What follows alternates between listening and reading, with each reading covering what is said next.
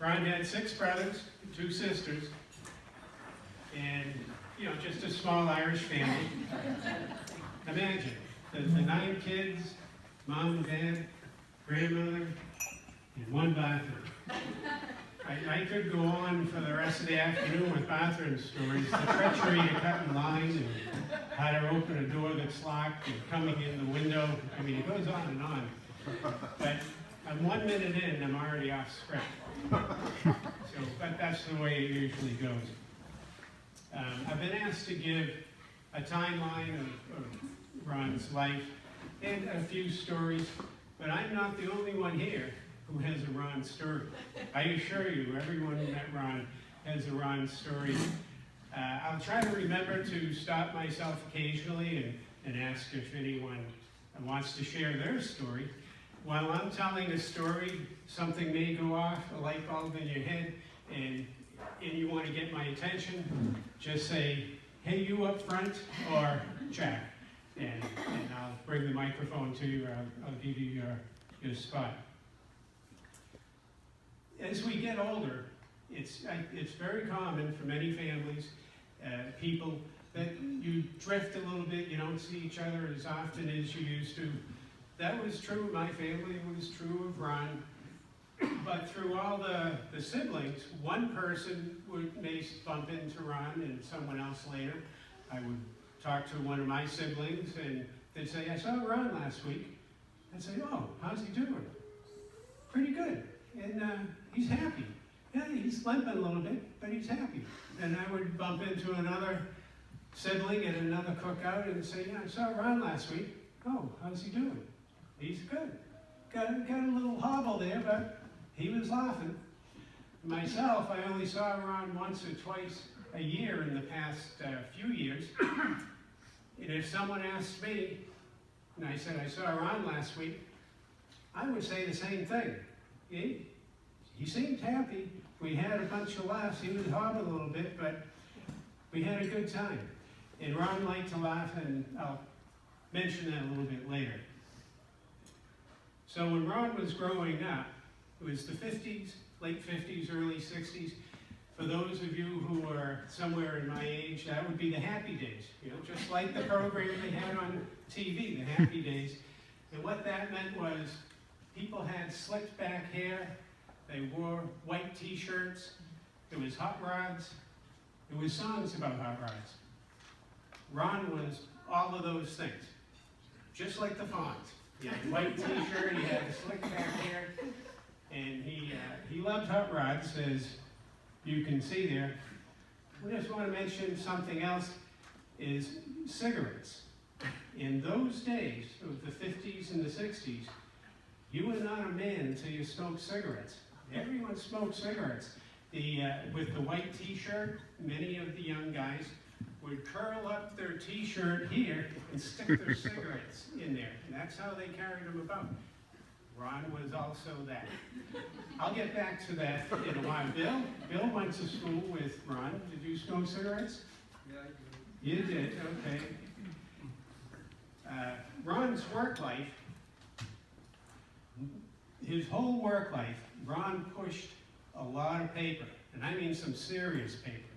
Computer paper, reams of paper. He was a systems analyst, which is, well, a programmer leads into a systems analyst, not to get into the technical world, but writing software, and someone has to make this little piece of software talk to that little piece of software so they cooperate, and that's called the system. And the systems analyst makes that happen, and they just have reams of paper, reams of paper. And he did that all day long, but at lunchtime, he would run. And then in the evening, he would exercise. I have no idea whether he socialized with the people that he worked with, but the weekends were his, and that's when he let out his creativity. The creativity comes in a lot of different flavors, but in New Hampshire, my parents had a farmhouse in the middle of New Hampshire. It's where we grew up. And on the wall was a small picture, this big, and it was a picture of a cabin in the woods. I walked, and it was right near the bathroom. I walked by that 2 or 3 times a day for decades. Well, at least this, I'm about 16, 17, and I finally asked my mother, where did that picture come from? She says, Ron drew that when he was 14 years old. I think it was ink, or oil. It was a good picture. And he did that when he was 14, so I went over and said, R.F.H. at the bottom, Ronald Francis Healey. I didn't know that. So he drew a cabin, and as he grew into a young man, he says, I want my own cabin in the woods. And so he built his own cabin in the woods. It was up the road from the farmhouse. He built it with a good friend of his. I suppose a couple of lazy brothers might have come by and helped him pound and nail. I'm sure we did.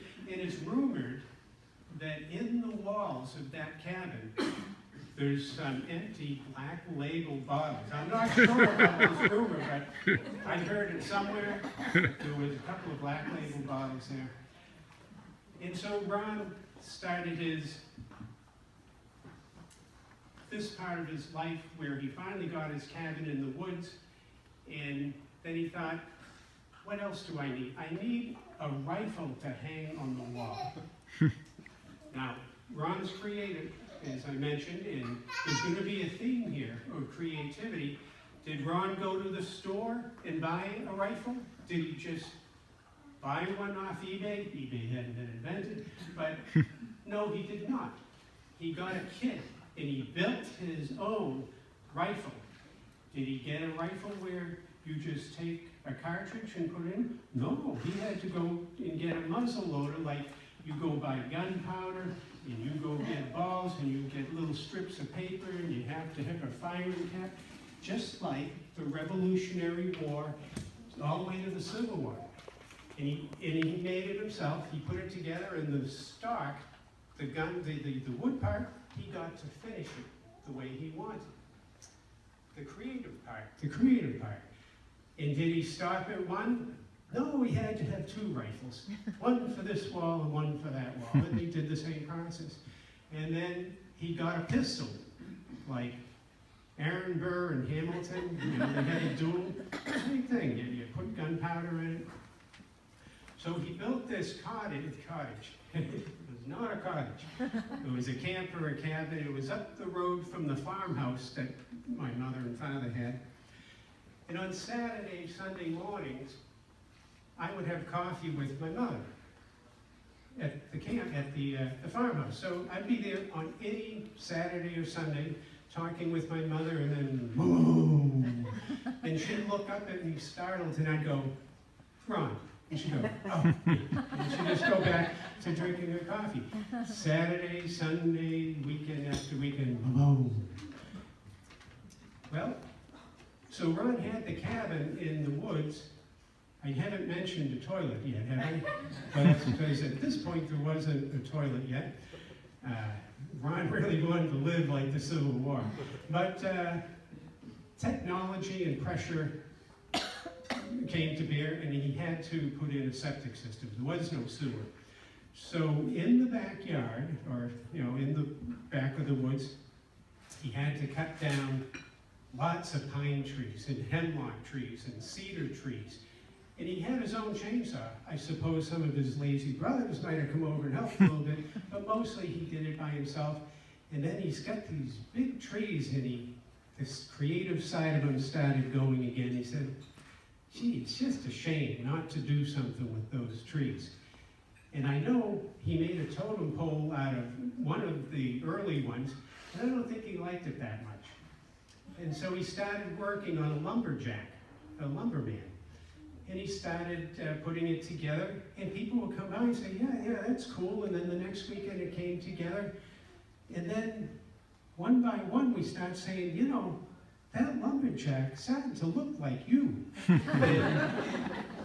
It had a mustache, and it was dark hair, and it had dark fluffs of hair here, and it had a wool cap, which Ron used to wear in the fall. I'm saying, gee, it's almost like he was looking in a mirror when he was doing this. And in fact, I think someone said he actually did that. After he did that, then he made an Indian. These are big size, you know, these are like 14, 15, 16 inches. The Indian had a feather, kind of the somber, you know, unhappy looking eyes, and he put a finish on it. The lumberjack, so many people came by and said, that looks like you, that all of a sudden the lumberjack became named Ron, or Big Ron. And yes, young fellow over there. What tool did he use to make all this stuff? Excellent question. Thank you. I have it here in my notes, but I can't quite read it. Well, he did this all with a chainsaw, by the way. So how many people do you know that sculpt, and how many people do you know sculpt with a chainsaw? I only know one. And thank you, Jim. He did this all with a chainsaw.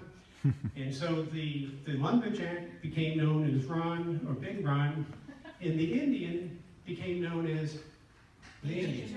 It was just the Indian Joe. That's good. That's right. Well, let's see.